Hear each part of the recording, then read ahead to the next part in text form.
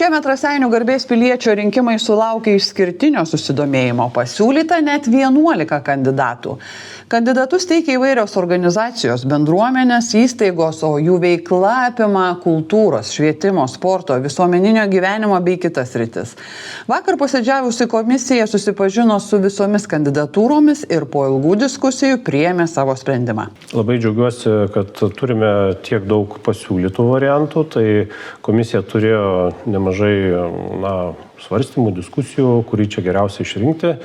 Tai netgi ir priėmė tam tikrų išvadų, rekomendacijų, kur, pavyzdžiui, galėtumėm kitus, kurie visgi netapo garbės piliečiais žmonės, nominuoti kitiem apdovanojimam. Tai manau, kad tai yra geras sprendimas, nes tikrai šiais metais kaip niekad turime gerų variantų pasiūlytų.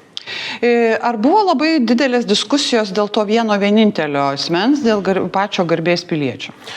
Buvo diskusijos, be abejo, dėl kiekvienos asmenybės, aptarėm, susipažinom su biografija, suteikta informacija pačių teikėjų. Na ir galiausiai išrinkome 3 atstovus, kurie mums turbūt atrodė labiausiai verti to ir juos aptarę nusprendėm išrinkti vieną.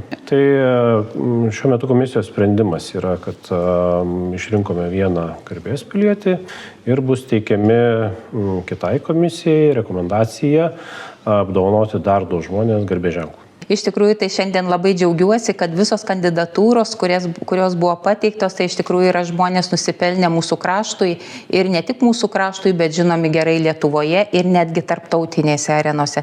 Tai buvo sunku nuspręsti jau vien dėl to, kad tikrai buvo labai daug gerų kandidatūrų. Praktiškai visos, kurios buvo pateiktos, buvo vertos garbės piliečio vardo. Kalbant apie komisiją, komisija taip pat, kuri rinko, yra, tokia, sakykime, kompetitinga iš įvairių sričių, ar ne? Nuomonės neišsiskyrė? Nuomonės praktiškai vienbalsiai garbės pilietį šiais metais vienbalsiai išrinkome, kitos 2 kandidatūros, tai viena kultūros srityje, kita švietimo srityje buvo daugiau nusipelnę. Aišku, kad šiek tiek įsiskiria, nes komisijos narių dalis yra švietimiečių, dalis yra kultūros veikėjų, tai kurį daugiau pažįsta, už tą ir balsuoja, bet už garbės piliečio kandidatūrą tai praktiškai buvome vienbalsiai. Tai gal galim įvardinti pavardę? Taip, su didžiausiu malonumu galiu pasakyti, kad šiais metais bus siūloma garbės piliečio vardą suteikti Eimuntui Nekrošiui.